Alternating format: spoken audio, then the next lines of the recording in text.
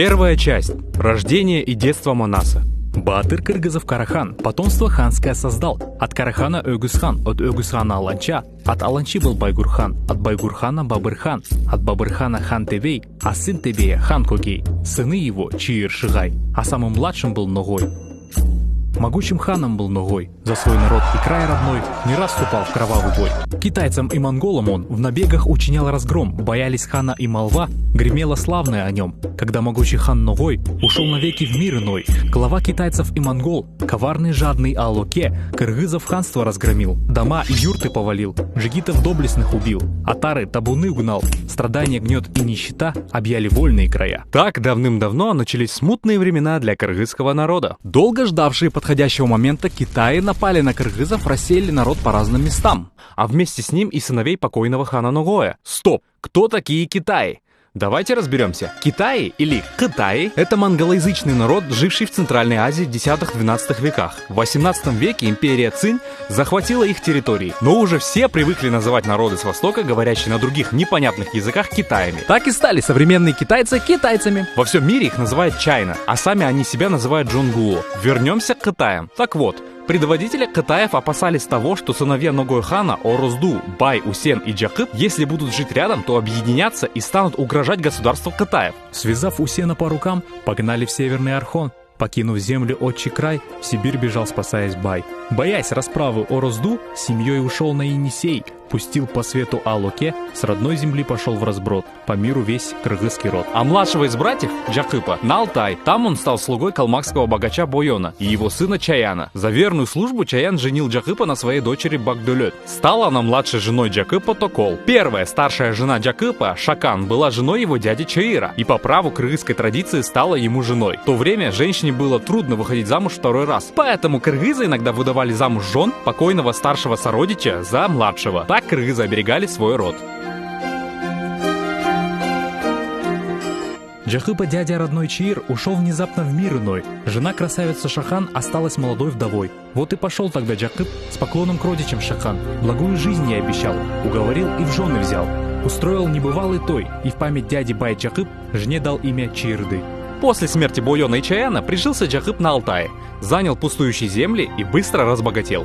Богатство его пополнялось, будто озеро от талых вод. Джакып трудился день и ночь, доход большой он взял земли. И больше всех разбогател, его в округе земляки гниющим Баем нарекли. Одних только лошадей у него было 40 тысяч, но незаметно прибавлялись и годы Джакыпа. Исполнилось ему 48 лет, а детей у него так и не было. 48! Даже сегодня ему бы надоели с вопросами, почему у тебя нет детей. Он горевал, ездил на поклонение к мазарам, святым местам, взывал к Богу. «О, Всевышний, что проку от моего добра, коль нет у меня сына-наследника?» Объезжал свои просторные пастбища с тучными стадами и снова думал над тем, кому достанется все его богатство, и впадал в уныние. В один из дней, в очередной раз терзаемый грустными мыслями, он вошел в юрту и ни на кого не глядя, молча улегся. Старшая жена Чиирды спросила его: «Скажи, о чем горюешь ты? Я вижу слезы на глазах, скотины тысячи в стадах, зерна навалом в закромах, судьба родных в твоих руках». «Эх ты, неразумная женщина!» — ответил Джакып. «Нет у нас сына, тебя обзывают бесплодной, а меня бездетным стариком. Люди над нами посмеиваются, а у тебя ни забот, ни тревог». «Да пусть хоть пропадом уйдут, а тара вместе с табуном все, что нажил своим трудом.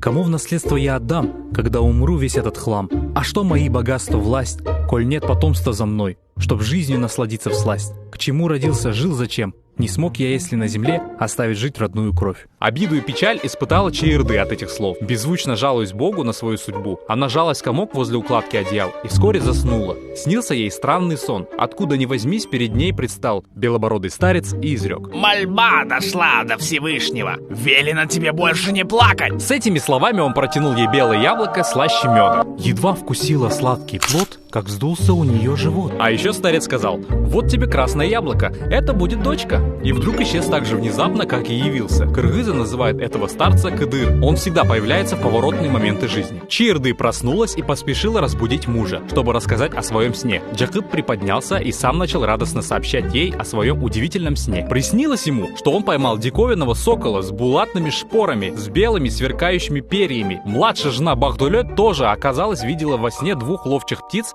на насесте в своем доме. Прекрасный сокол Ахшумкар, расправив мощные крыла, в полет он рвется в небеса, а рядом на земле сидят у юрты двое соколят. на взмахи брата своего с ревнивой завистью глядят. Жены посоветовали ему устроить большой пир с соблюдением обычая предназначения тюля. Зови всех в гости, не скупись, родных соседей и друзей, манджу калмыков не забудь, зарежь побольше лошадей, пусть все на наш той придут и вдоволь мяса поедят, на счастье нас благословят. Этот пир предназначался толкованию снов. После пира Джакып попросил задержаться родственников и соседей после отъезда всех других гостей. Пригласил их в дом и рассказал о том, что приснилось ему и его женам. Мудрый Ахбалта, предводитель племени Нойгут, растолковал, что сны предвещают рождение сына и дочери у Чиерды, двух сыновей у Бахдулет. «Сын Джакыпа от Чиерды станет богатырем», закончил свои предсказания Ахбалта. «Джакып, ты видел вещий сон, видать, свершится в жизни он. И если ястреба ты взял, то сына Бог тебе послал. О нем ты сколько лет мечтал. Родится воин, славный сын, могучий будет властелин. Если к юрте привязал, его ты крепко бичевой, то значит он потомок твой, опорой будет родовой. А коли байбиче твоя дракона оседлала вдруг, то значит сын могучий твой, кыргызов всех земли чужой, сведет в единый дружный круг. И вместе будут с братом брат, и будет сын твой от врагов народ и землю защищать». Через 2 года Чиерды почувствовала беременность и возымела неодолимое желание съесть сердце тигра. И какое же везение! Охотник из рода Кангай Карамерген на днях убил тигра. Она послала к нему табунщика Бадалбая, и тот привез сердце тигра. «Вот слиток золота возьми, скорее охотника найди, и сердце тигра принеси». Затрепетала Чиерды. Нашел охотника Бадалбай, и тут же слиток золотой на сердце тигра поменял. И сердце тигра Байбиче в воде сварила ключевой. Наелась досыта и всласть, поспать спокойно улеглась. Через 9 месяцев и 9 дней у нее начались предродовые схватки. И продолжались они тоже 9 дней. На 9-й женщины, помогавшие при родах, сообщили Джакыпу, что сегодня Чиерды должна родить. Как эту весть Джакып узнал, заплакал, а потом сказал: «Я 40 крепких скакунов отдать за сюинчу готов. А если вдруг узнаю я, что сын родился у меня? Боюсь, что сердце старика такая радость разорвет. Я не хочу, чтобы народ позорную увидел смерть. Уйду-ка лучше в горы я и буду ждать благую весть. Но если вдруг родится дочь, никто ко мне пусть не идет. А если сын, ко мне скачи и забирай свой сюинчу». Понравился наш пилотный выпуск Манаса? Поделись им со своими друзьями, ставь лайк и подписывайся на наш канал и Инстаграм, чтобы не упустить следующие серии. Спасибо тебе большое!